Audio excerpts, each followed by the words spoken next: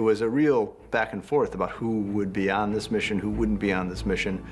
The Dirty Dozen obviously came to mind. Everybody has a good reason to hate everybody else. I mean, it's definitely got that, gathering together these kind of misfits. A bunch of our favorite characters, many of whom have never been on screen together, but who all find themselves at the end of the world for one reason or another. And so getting Tormund back in the picture, the Hound and Jon and Beric and Jorah, it's a fun group.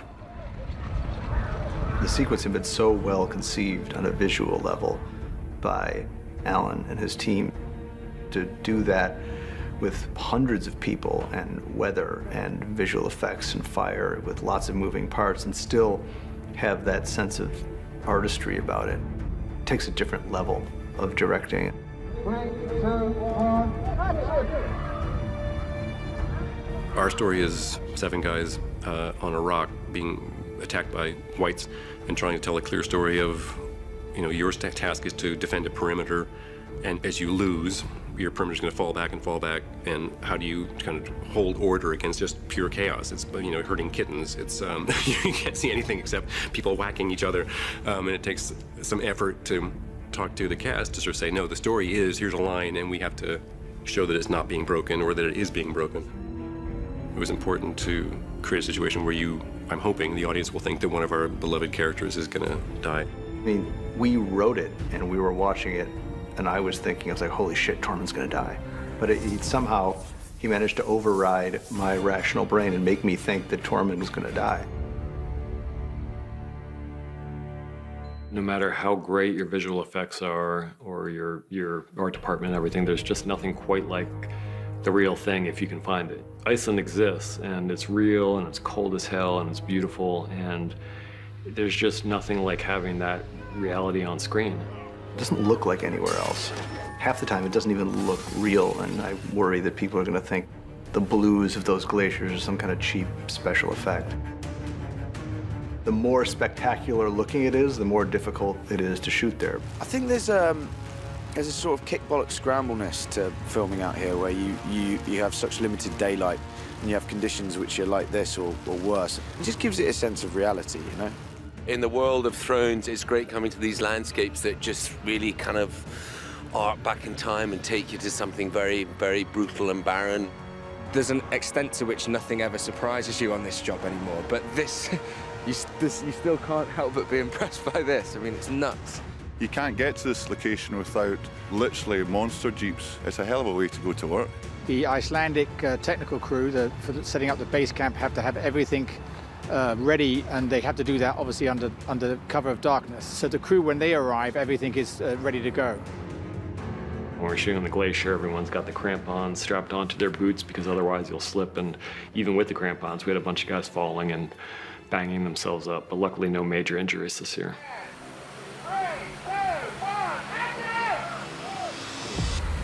What we had to go through to get the zombie polar bear was writing the zombie polar bear into every season of the show for about 4 seasons. We thought they'd be so excited to do a zombie bear, and it's kind of like, oh my God, they're serious about doing this fucking zombie bear. Only to have Bernie and the visual effects guys tell us in the nicest possible way, fuck you, we cannot afford a zombie polar bear. This year made perfect sense that you could have one of these things out there, and we really put our 4 feet down and we said, God damn it, we want a zombie polar bear. We looked at some of the beats, the way the polar bear in the previews that we've got, how it spots the guy's way, how it picks someone up and shakes him around, and then we get our wires in and start rehearsing with guys using different methods to pull someone around and get the right body shapes and the right energy. Everything's made sure it's super safe first. We test everything over and over again, usually with a weight bag, and when we're happy that it's safe to have someone on, we get someone on.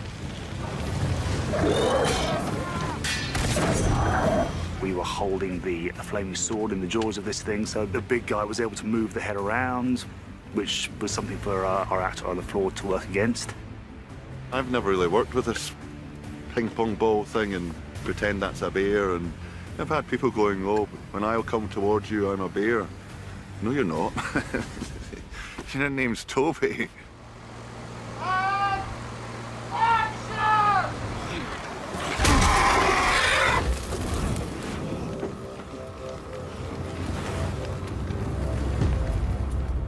most of the heavy lifting of the sequence. That was all in Wolf Hill Quarry in Belfast. It's one of those things where, you know, when you film something in another location and then you're responsible for finishing that location off somewhere else, you have to really do your homework and try and make sure that you match it as best you can so that then Alan would have an entrance for the characters. When you stand up on the top and look down, it was like we were building, I don't know, an airport or something. The scale of it is enormous. We built nature. No, sometimes I walk out there and I think we're crazy people. We had a really tricky time trying to work out what a frozen lake looks like and how we can achieve that. And that went from a compacted quarry floor to putting concrete down to a nice flat finish, and then there had to be hues of colour that had to be added to that. Then we had to work out how the ice would look, trying to make that look three-dimensional and as if it was transparent ice. All these things are really, really tricky. Stop!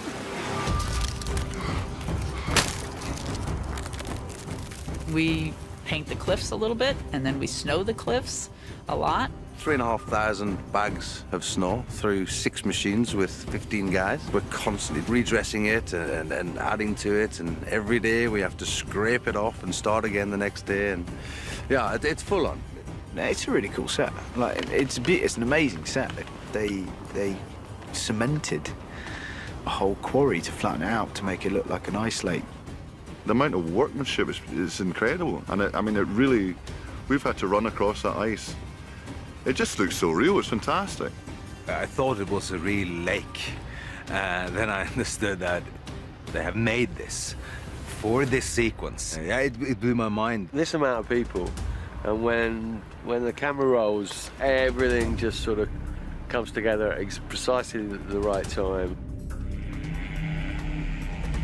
Original intention was to dig out the areas on location where people would need to fall through the ice. And then it became clear to everyone that probably the temperatures were going to be so terribly cold. We figured out if we use motion control, then we could achieve it on stage.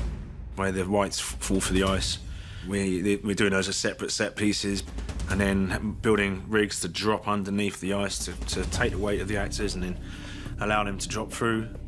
You know, even though we've got 10 guys falling in while the camera's moving, by the time we're finished, we've got 100 guys falling in and the camera's moving 5 times as far. Everyone's always like, oh, you get to shoot in a tank, great. No. It's the end of the season and I get plunged into cold water with a full costume on. It's gonna be miserable.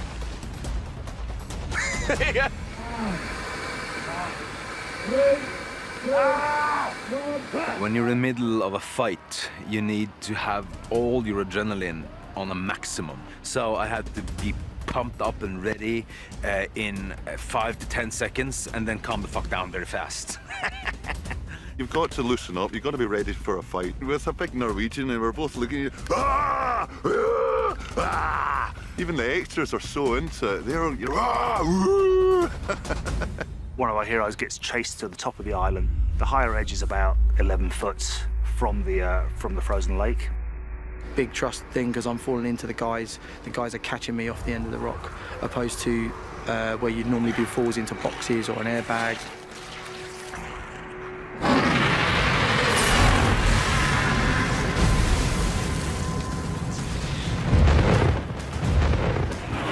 Well, it's funny how times have changed. In season 2, the dragon was riding on Danny's shoulder, and now Danny's riding on the dragon's shoulder.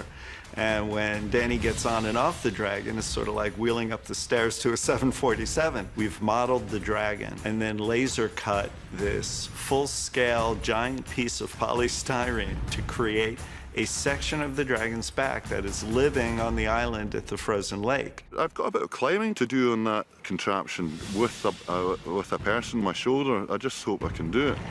Well, I've never flown a dragon before. I'm sure we'll be fine. Just hang on.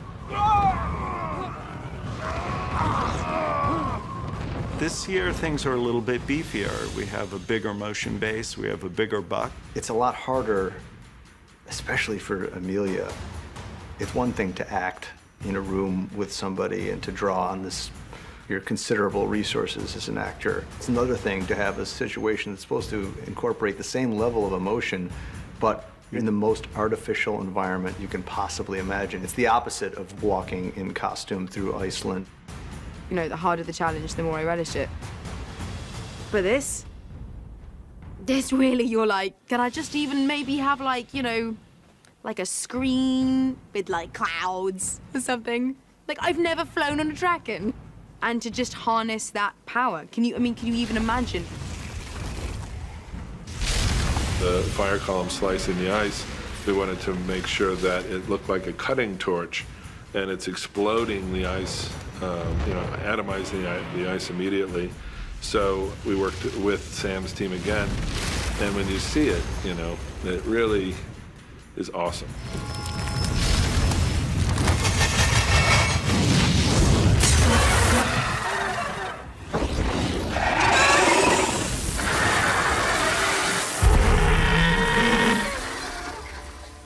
We knew that the Night King would see and seize this opportunity, and like to think that when the dragon dies, that it's kind of a nice 1-2 punch, because on the one hand, you're just seeing the horror of one of these the three only unique, amazing beings like this in the world, going under the water and not coming up again, and you're processing that. And then you're processing something that's even worse, which is when it comes back out from under the water again. The eyes of the White Walkers and the Whites have been such a prominent feature of the show, and a lot of work has gone into the specifics of how the eyes look, and to see that hopefully iconic image at this point blown up to the size of, you know, a beach ball, that seemed like it was an inherently crowd-pleasingly oh shit moment for everybody.